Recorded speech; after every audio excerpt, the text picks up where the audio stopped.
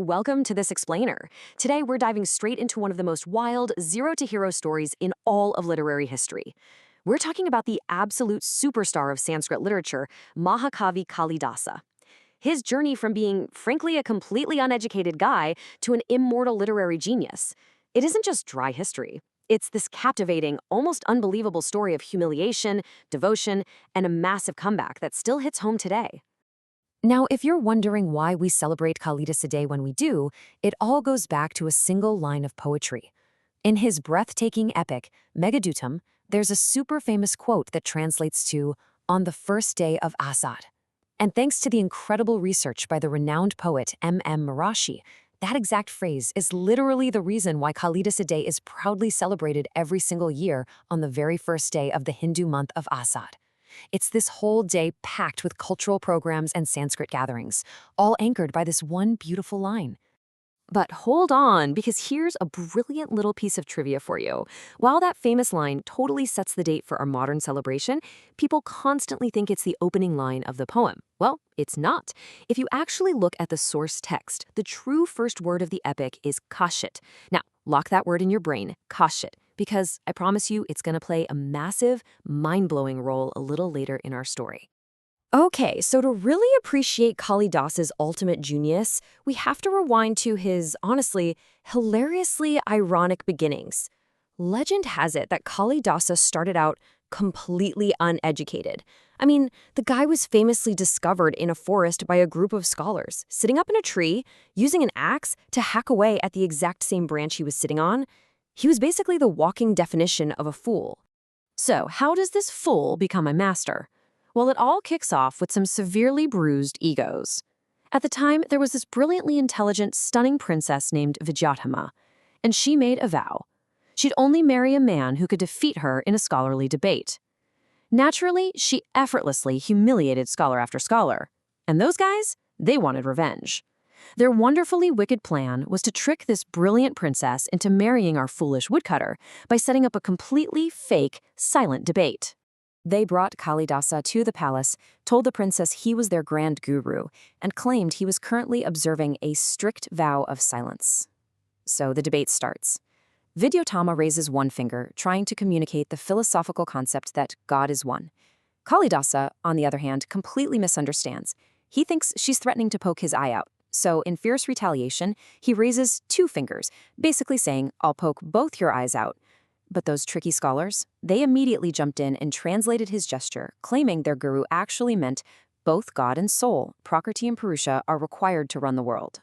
Oh, but it gets better. The debate continues, and the princess raises an open hand with 5 fingers. She's representing the 5 fundamental elements that make up the body.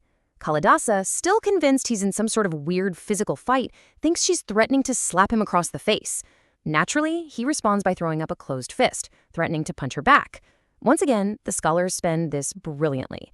They turn to the awestruck princess and explain, the guru means the 5 elements must combine together to create the universe. Vidyotama was deeply impressed by this profound, silent wisdom, and just like that, they were married. But you know, a secret like that can't stay hidden forever, right? The comedy quickly turned into tragedy on their wedding night. A camel made this loud noise outside their window, and Vidyotama asked him what the sound was. Now, instead of using the proper, pure Sanskrit word for camel, ushtra, the uneducated Kalidasa just blurted out a heavily mispronounced uttar. In that one single moment, his total ignorance was exposed. The furious princess realized she had been played, and she kicked him out of the palace in an absolute rage. You'd think that'd be the end of the line. But deeply humiliated and brokenhearted, he didn't just give up. Actually, he retreated into total solitude and dedicated himself to the intense, rigorous worship of the goddess Kali. And the story goes that, moved by his severe penance, the goddess blessed him with just immense, boundless knowledge and intellect. Completely transformed by this divine grace, he dropped his old identity and took on the name Kalidasa, which literally translates to the servant of Kali. So now, an enlightened master, he makes this triumphant return home. He knocks on the door and asks his wife to open it. But this time, he speaks in absolutely flawless, beautiful Sanskrit.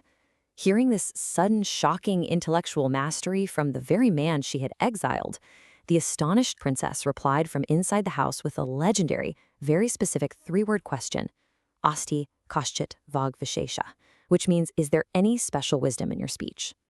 And guys, this perfectly illustrates his newfound unparalleled genius, because instead of just answering her with a simple, yes, I'm smart now, Kalidasa took each of the three words from her question, Asti, Kashchit, and Vag, and literally used them as the exact opening words for his three greatest literary epics. He took her words of pure astonishment and turned them into the very foundation of Sanskrit literature. Just look at the scale of this literary flex. He took her first word, Asti, and used it to write the grand epic Kumara Samabhavam. He took her second word, Kashchit, which remember ties right back to our earlier trivia, and used it to start Meghadutam, that beautiful tale of a cloud messenger.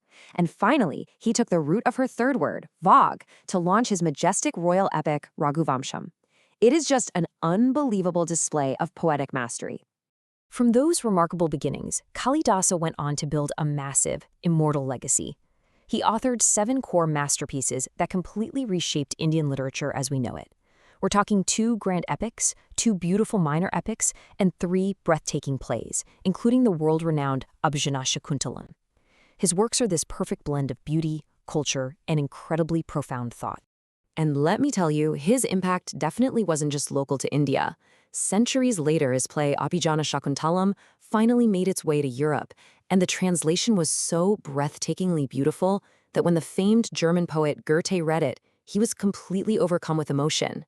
Legend says Goethe literally placed the manuscript on his head and danced around with sheer joy.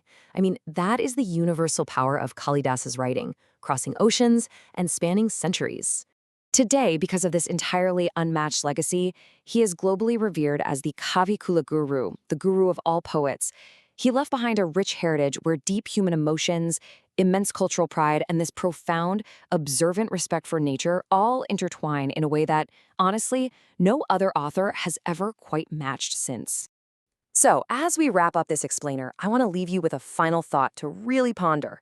Kalidasa transformed from a guy literally hacking down the tree branch he was sitting on into a mind that permanently shaped global literature. How can his timeless messages, connecting with nature, understanding deep love, and fulfilling our human duty, inspire your own life today? I highly, highly encourage you to go discover the magic of his original words for yourself.